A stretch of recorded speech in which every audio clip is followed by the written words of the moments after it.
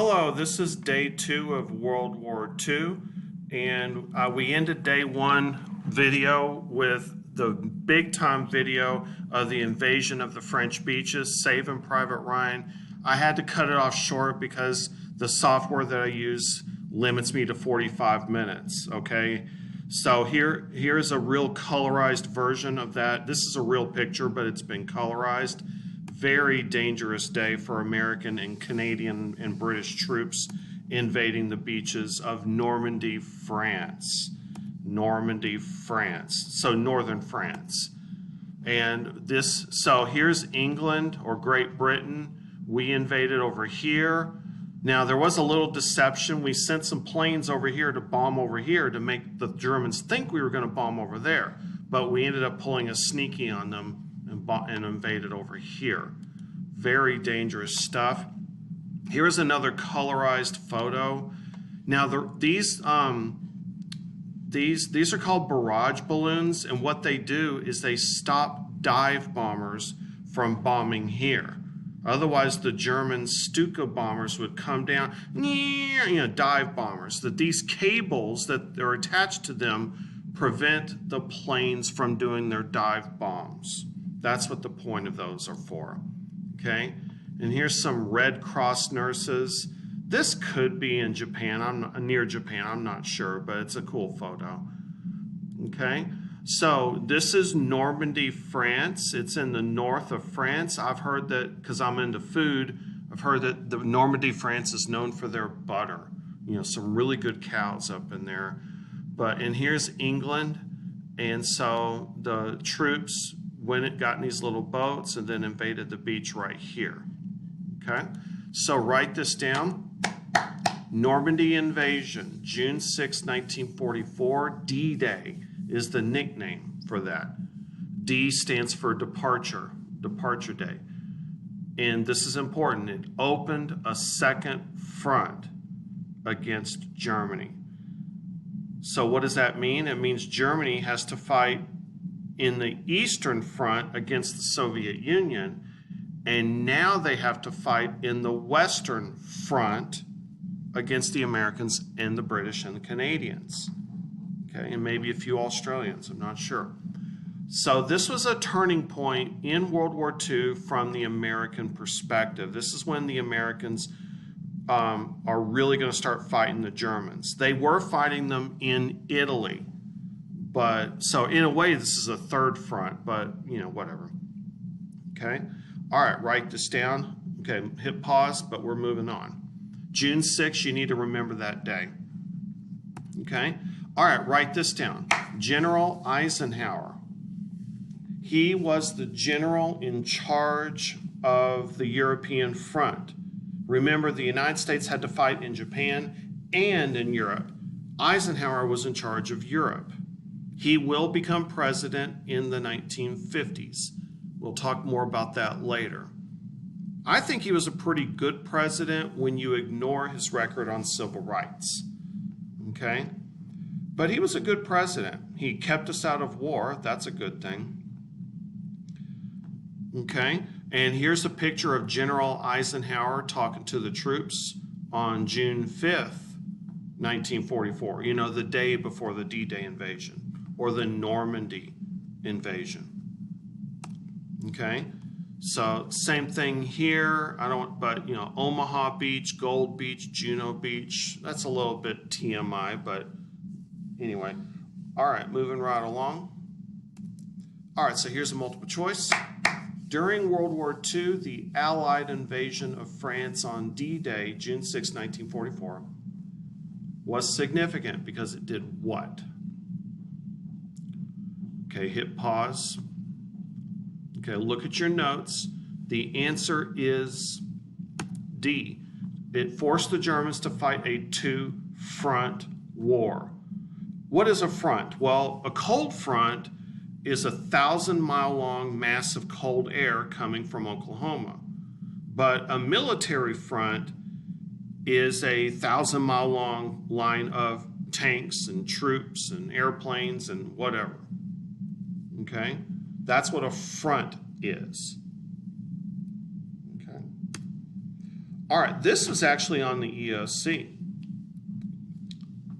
So, and if you're a gamer, you recognize this. I've seen this on Call of Duty many times.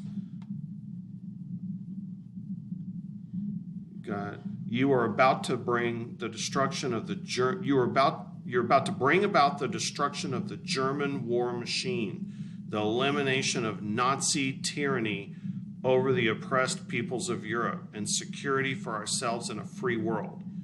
This 1944 order was addressed to U.S. troops sent to what? Okay. The answer is 1944, the beaches of Normandy, France. I used to think Normandy was a country. No, it's just a region of France. Okay, like a state. Okay. All right. I think I've seen this once on the EOC, but penicillin is an antibacterial medicine. It kills bacteria. It was used for the first time on D-Day, and so it helps with bacterial infections. Gonorrhea is an STI that is bacterial, and it's also good for other bacterial infections, which there were plenty. More soldiers died of bacterial infections than gunshot wounds. It's always infections, okay? So the U.S. troops liberated Paris soon after D-Day and liberated the rest of France from German rule. The Germans were on the run. They were running away. They were not afraid of the Americans, but we had them outnumbered.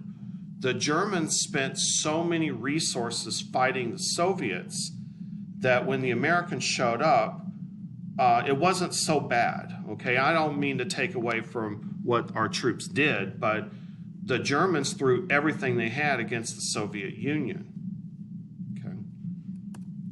So here's another picture of Paris being liberated. Just some German tanks out of nowhere. Legend says that the German tanks were better than the American tanks. That is true, but would you rather have one Tiger tank or would you rather have 7 American tanks? And the reality is that the Germans sent their tanks against the Soviets. So when the Americans showed up in France, the American tanks rarely encountered a German tank. I mean, it happened, but our tanks were not better than the Germans, but we had more of them, okay? And our tanks were built by factories in Detroit.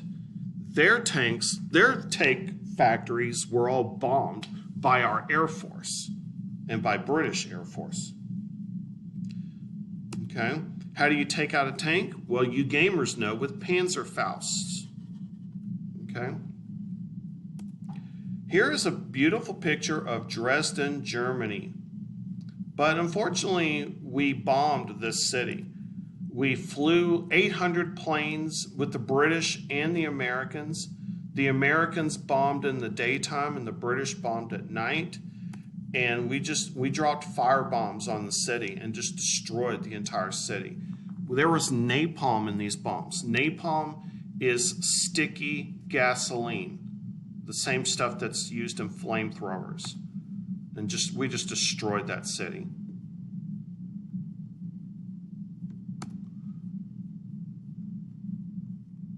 So we bombed lots of places, bombed railroads, bombed factories, oil fields, anything that the Germans could use in their war machine. Okay. That's a cool picture. I think that tank is in Czechoslovakia, I'm not sure. And one thing, and we could do a separate lesson on the Holocaust, but the United States Army and the Soviet Army found concentration camps. And we heard reports about them, but we thought that they were an exaggeration, because when you hear about a concentration camp for the first time, it sounds like somebody's lying. I mean, are you kidding me? They're rounding up Jews and killing them with gas chambers and destroying their bodies with crematoriums. I mean, it sounds like a lie, but unfortunately, And sadly, it was true. So, and it was so bad that General Eisenhower ordered German citizens and German POWs, prisoners of war, to view footage from these camps so they could not deny that they ever happened. And as a partial result, Germany today educates its people very well on the horrors of the Holocaust. You know, really, the Holocaust deniers are usually Americans. All right, so I got a video that I want to play for you right now, and it's from the show Band of Brothers, which is a really good show. If you're into World War II, it's like 10 hours long, if not longer. This is a video of what happened when the American troops found the camp.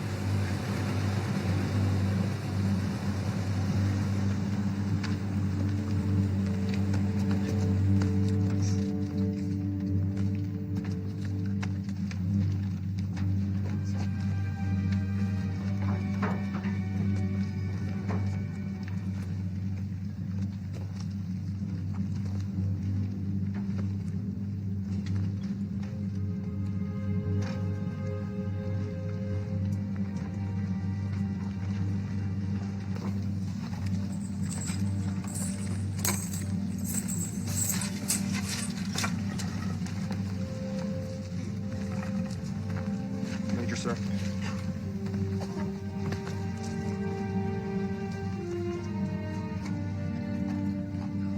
Open it up, sir.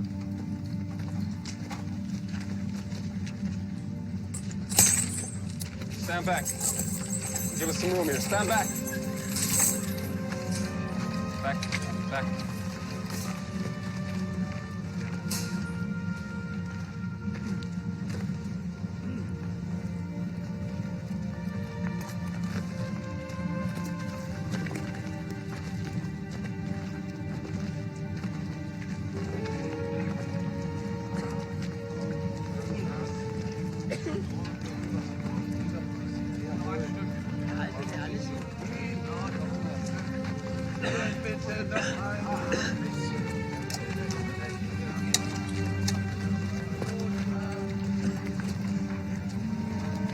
Chris, you seen any of your men speak German?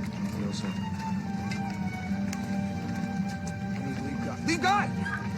Limpton, find me lead guy. Yes, sir. Major needs you up front right now. Sure. All right, boys. These people need care. Give them water and any spare rations you might have. Grab me some blankets, quick. Oh, my God.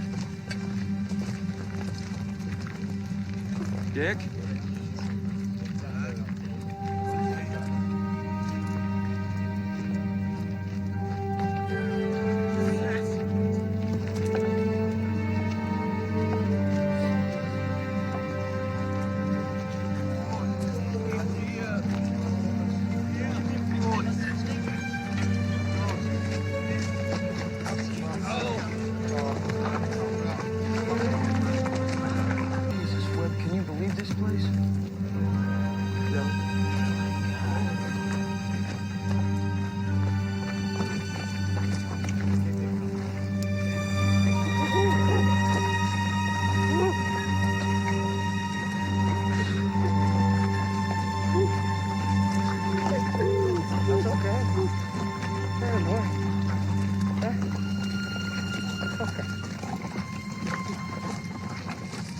Die Wachen haben das Lager heute Morgen verlassen. You said the guards left this morning, sir. Konnten Sie aber einige verließen. Langsam bitte, langsam.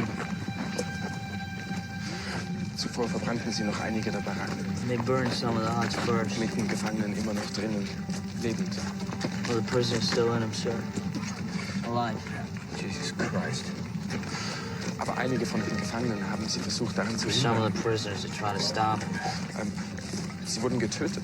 Sie wurden ganz Some of them were killed. getötet. Und die Wachen hatten nicht genügend. They didn't have enough ammo for all the prisoners, so Sie töteten so viele sie konnten. they killed as many as they could. Und dann verließen sie einfach das Lager. So they left the camp. Sie schlossen das Tor hinter sich und gingen Locked the Richtung gates Süden. behind them and headed south. Someone in town must have told them we were coming. Yeah, I think so.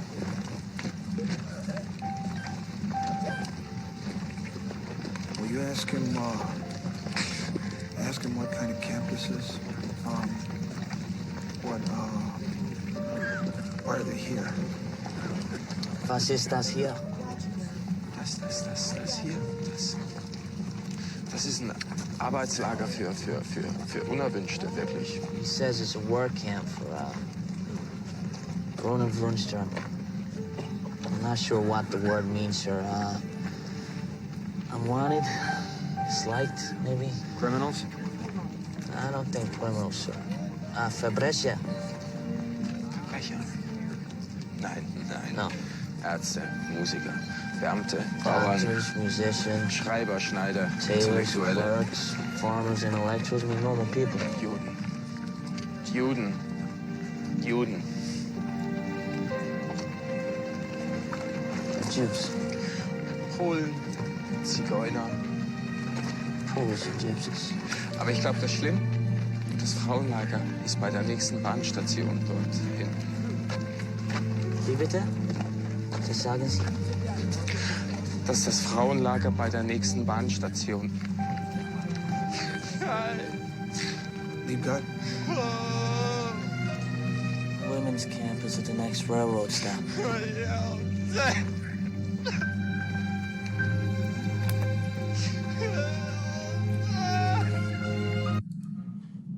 That scene gets me every time. I mean, but yeah, the Holocaust is not fun if it's done right, okay? But the Soviets ran into some camps.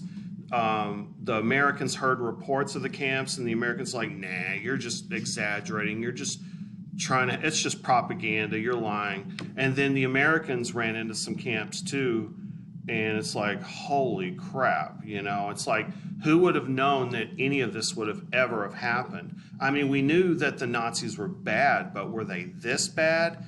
Hell yeah. Whew. And you can see, and a lot of Germans did not know what was going on. Look at these are German soldiers watching videos of the camps, and they were in disbelief. They're like, they couldn't believe that their fellow government was doing this to Jews and gypsies and homosexuals and all kinds of people, mixed race. Okay. All right, so Germany's end. Germany invaded the Soviet Union and lost 1 million troops due to the cold and Russian bravery. Germany spent too many resources trying to kill Jews and not supporting its troops. Instead of a train of Jews to the camps, how about a train of coats to your soldiers? The Germans had to fight a two-front war, okay? And that's why Germany lost, okay? They overextended themselves. They got too confident. And Hitler was not as good of a leader as he thought he was, okay? So Germany surrenders in April of 1945. Hitler kills himself, and he has his body burned to a crisp so the Soviets don't take his body and parade it around Berlin. And that is the end of the war in Europe. Okay. All right, now, just as a summary of what you should know, not a lot, but this is what you need to know for U.S. history. You need to know the dates of World War II. You need to know the significance of the invasion of Normandy, France. It opened a second front. You need to know the name Eisenhower. You need to know about the Holocaust and the liberation of concentration camps. And you might need to know about radar and penicillin. Okay? That's what you need to know so far, which isn't a lot considering the time. But this is a subject that I like, and I wanted to teach it to you, okay? All right, so let's move on. Let's move on to World War II from the American perspective. There's going to be a lot more stuff that you need to know in this presentation. Now, I love this meme because it shows how America just kind of came out of nowhere. America was very weak during the 1930s. And then by 1943, America was a powerhouse. It's like, what the heck happened? You know, it's almost like we were a sleeping giant, you know? So write this down. Why did the United States enter World War II? It was because of the Pearl Harbor attack in Hawaii, December 7th, 1941. Memorize that date. The Japanese attacked this Navy base in Hawaii. Pearl Harbor was the name of the base in Hawaii. Okay? We'll watch footage of Pearl Harbor on the next video, but for now, that is why the United States entered World War II. 3 days after this attack, Germany declared war against us. Okay, we did not declare war against Germany. They declared war against us. So American isolationism is over. Okay. So those are ships. These are like ships right here. It's hard to see. I could barely see a ship there. Here's some women putting out a fire. Okay. All right, hit pause if you want to look at that. I'm moving on. Okay, the Great Depression is over. Okay, everybody who was unemployed in the 30s is now either in the military or they are working double shifts in a factory. And these factories made planes, tanks, guns, uniforms, anything that the U.S. military might need. Bullets. Here's a word that you need to know: mobilization. Mobilization is when you make your army bigger. You could do it through the draft, or you can count on volunteerism. And millions of young men volunteered for the Army, the Navy, the Marines. There was no Air Force yet. I mean, there were pilots, but they were Army pilots and Navy pilots. Okay? One thing that I want you to know is that there were many women in the workforce. Now, let me tell you something about women. Women have always worked. Poor women have always had jobs. What made World War II different is that for the first time, middle-class women were working. That is what really it was about. Poor women have always had jobs. And you've got women doing all kinds of things. She's a pilot, okay? So she may not even belong on this slide. She is a pilot. And this woman was a riveter. I think both of them are. Riveting is when you take two pieces of metal and screw them together. Okay? Here's a woman, and very cool colorized photograph, and she makes machine guns. And here's the famous Rosie the Riveter.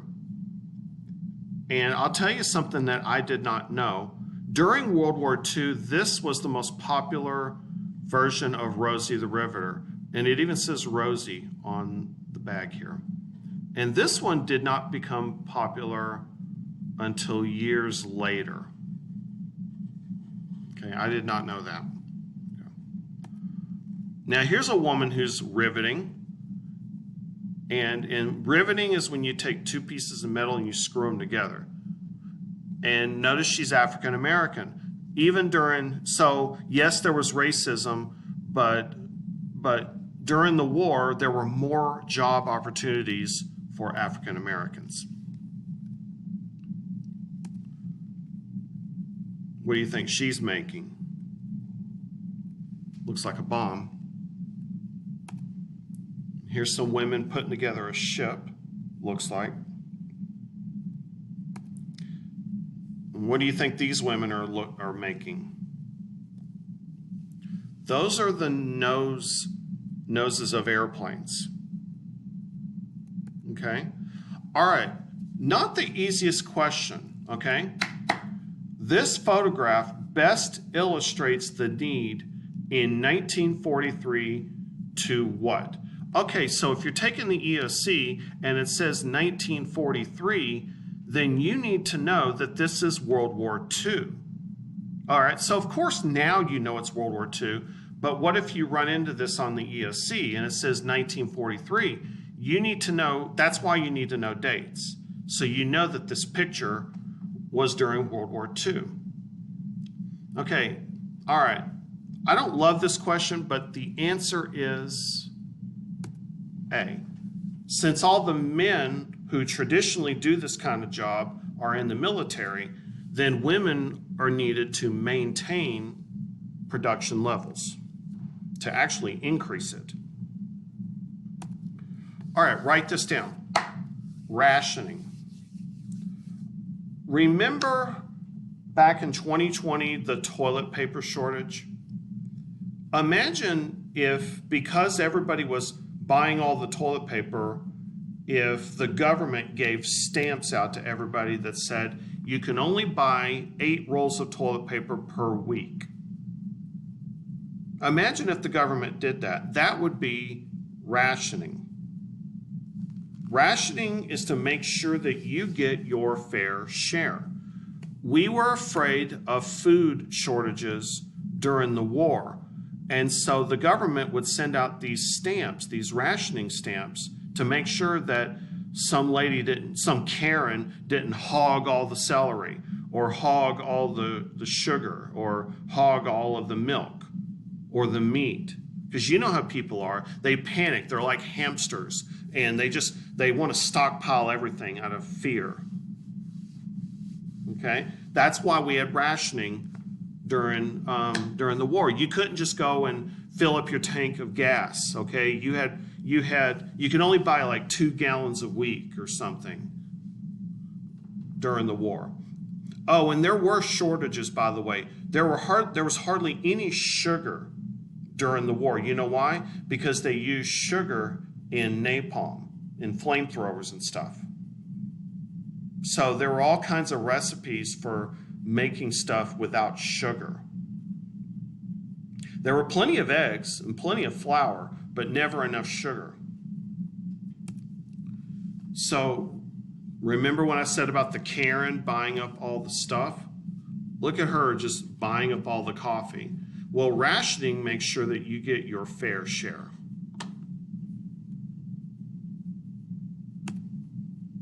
Do with less so they'll have enough. So rationing gives you your fair share. We don't want to run out of coffee. We want to make sure that the troops get enough coffee. So let's not drink all the coffee ourselves. And watch your gasoline. Here's a poster encouraging people to carpool. Nobody likes to carpool. Nobody. But this poster encouraged it, saying when you ride alone, you ride with Hitler. The national speed limit was lowered to 35 miles per hour. This was not to save gas. It was actually to save rubber, because the Japanese had taken over the islands where they make rubber. Why was rubber important? Well, bombers have to have tires.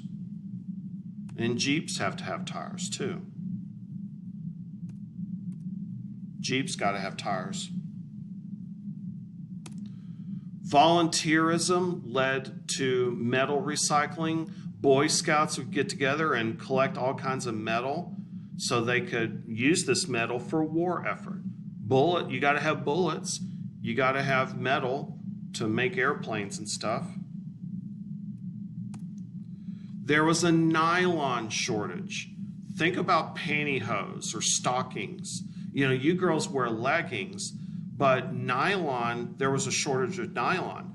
And that was the big fashion of the time. So women went crazy with no nylon. Some women would paint their legs a shade darker and then draw a line down the back to simulate the look of the nylon.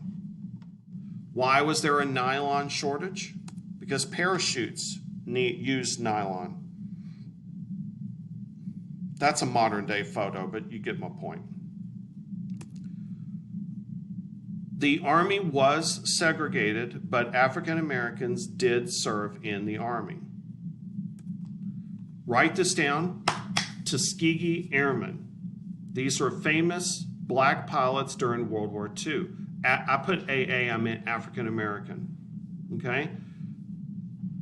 These guys did suffer discrimination, and so as a result, they were not given combat duties for a long time. As a result, they spent a lot of time training.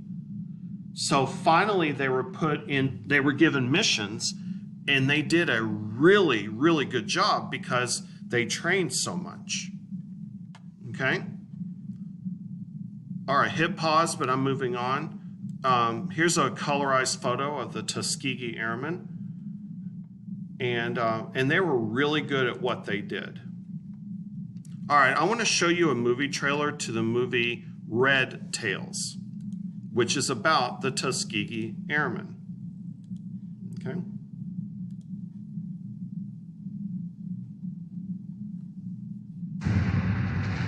Bandits! Hundreds of them! 6 o'clock! It's got German markings.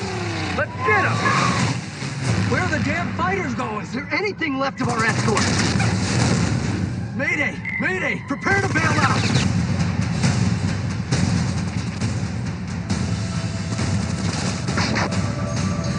Our boys are getting cut to shreds. I need pilots who will put the bombers ahead of themselves.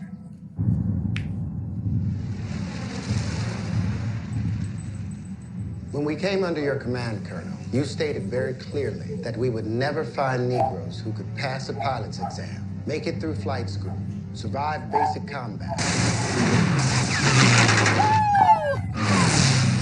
We've done all of that. I don't believe your boys have scored a single aerial kill. It's damn hard to shoot down the enemy 100 miles behind the front lines. What we do, how well we do it, doesn't matter? And you all thought what? You'd sign up, and that'd be the end of 100 years of bigotry. Get your head up, son. You're fighter pilots. We have a right to fight for our country, the same as every other American. We will not go away. I can't afford the kind of losses my bombers have been suffering. Can you help save lives? If you get us new planes, we can help your boys. Nothing's difficult. Everything's a challenge. Through adversity to the stars. From the last plane, to the last bullet, to the last minute, to the last man, we fight! We fight! We fight! We fight! We fight! We fight! At all costs, you protect the heavens. Pilots, 4 o'clock. Stay with the bombers. One bomber, that's 10 men. We count our victories by the bombers we get to their targets. By the husbands we return to their wives. By the fathers we get back to their children.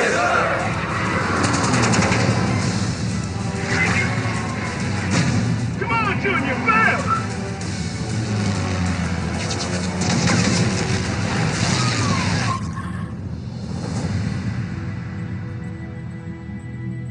All right, the movie is called Red Tails. I'm not recommending the movie, but I wanted you to see the aerial combat and stuff.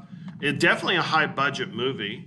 And some of you saw it like in the 7th grade or something. And anyway, so, I mean, I'm glad that I saw it, and I hope you get to at least see some of it. But you got to see the trailer just now. All right, so Tuskegee Airmen.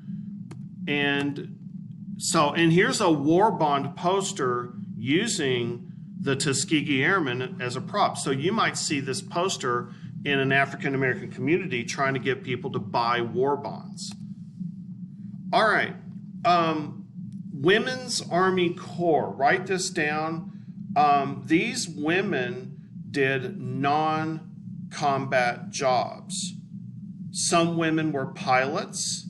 Like, for example, if you had an airplane in Florida and you want to get that airplane to Los Angeles, you know, nobody's going to shoot at you between Florida and Los Angeles, so they'll let a woman pilot do it. Okay? You know, women were used in all kinds, and some women were arrested in Georgia during the war for wearing pants, as you can imagine, because they were dressed like a man, and that was against the law in Georgia. Some women were mechanics, And so they worked on Army trucks and stuff like that. So we call this the Women's Army Corps. Okay.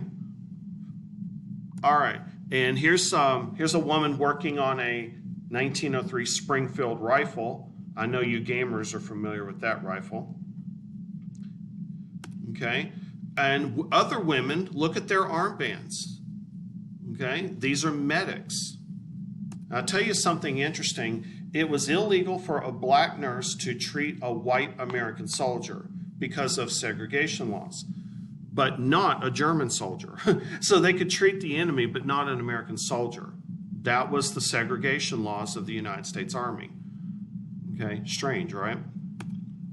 All right, here's a question.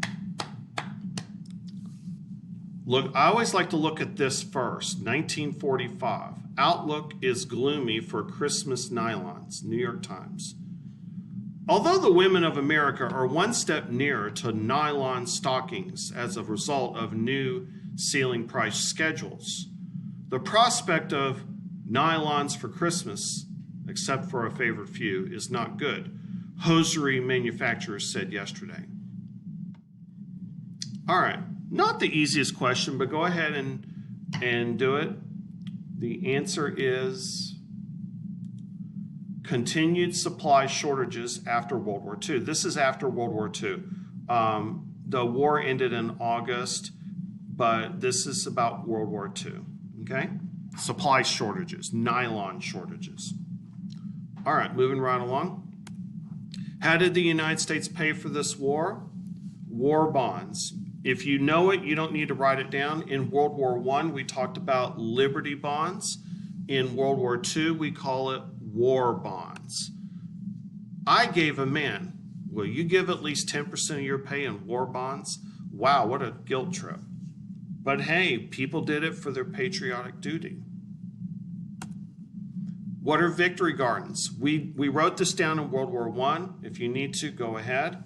Because we were afraid of a farm labor shortage. We were afraid that the farm boys would go off to war instead of farming, and we were afraid of a food shortage. So the United States government encouraged people to grow some of their own food in their backyard and their front yard, and they're called victory gardens. Okay. Internment of Japanese Americans. All right, don't write this down. I'll give you something to write down in a second. During the war, we were very afraid that Japanese Americans would be spies for the invading Japanese army. America panicked. And yes, there was a little racism, but that's how it is. Write this down. So Executive Order 9066 in 1942, just a few months after Pearl Harbor, locked Japanese into camps. And it resulted from a fear of spies. Do not get this mixed up with concentration camps. Okay? We did not line them up and shoot them. We did not put them in gas chambers. But what we did do was bad. They lost everything. Let's say you had a store, you had a car payment, you had a house, and all of a sudden for 2 years, you have to pack everything you own in 2 garbage bags and go live in one of these camps. Okay, that's not good. Okay? So yes, it looks like a Jewish concentration camp, but it's not. But then again, what we did do was bad. Okay? All right, so I got a video for that. I hope you like this.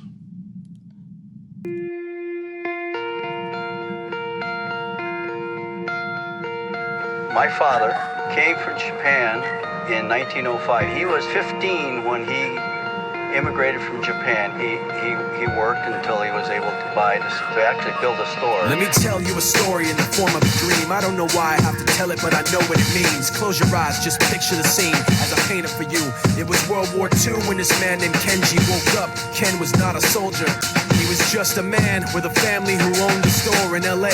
That day, he crawled out of bed like he always did, bacon and eggs with wife and kids. He lived on the second floor of a little store he ran. He moved to LA from Japan, they called him immigrant. In Japanese, he'd say he was called Issei. That meant first generation in the United States, when everybody was afraid of the Germans, afraid of the Japs, but most of all afraid of a homeland attack. And that morning, when Ken went out on the doormat, his world went black, cause right there, front page news, 3 weeks before 1942, Pearl Harbor's been bombed and the Japs are coming. Pictures of soldiers dying and running.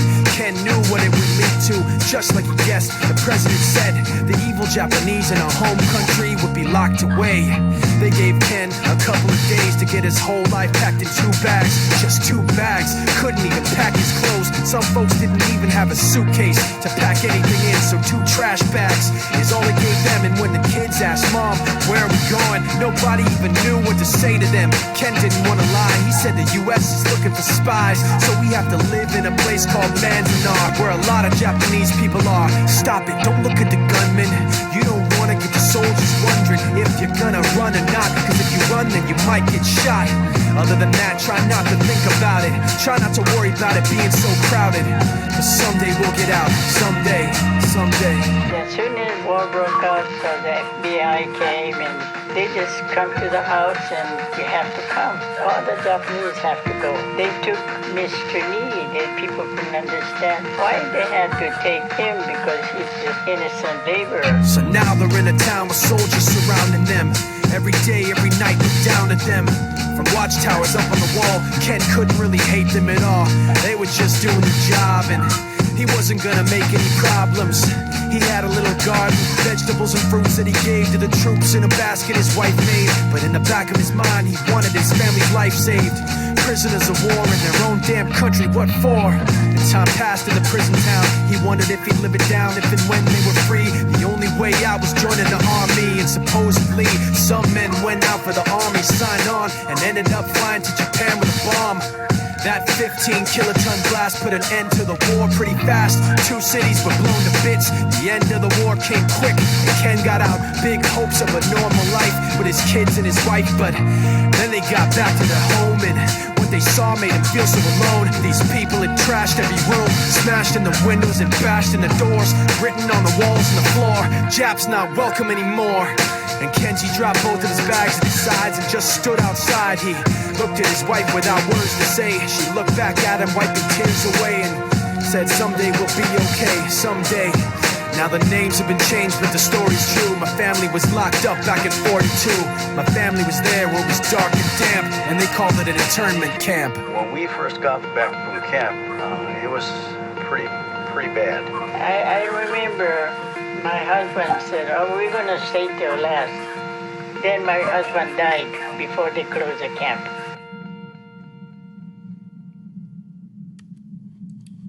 All right. And what's weird is that some Japanese Americans were drafted. You know, some of them went to Italy to... When the Japanese attacked Pearl Harbor, our west coast became a potential combat. All right, and so the war against the Japanese, and we'll talk about that in the second one, but in another lesson. But here's some Japanese posters. A lot of racism, a lot of make them look like evil monkeys. Okay, here's an interesting propaganda poster. Work hard so we can win the war. Okay, now. This guy, you saw him in Pearl Harbor, or you will in a clip. He's from Waco, Texas. He shot down Japanese planes at Pearl Harbor. Avenged December 7th. That's Pearl Harbor. You need to have that memorized. All right, this is where I'm going to go ahead and stop because I have a 45-minute time limit, okay?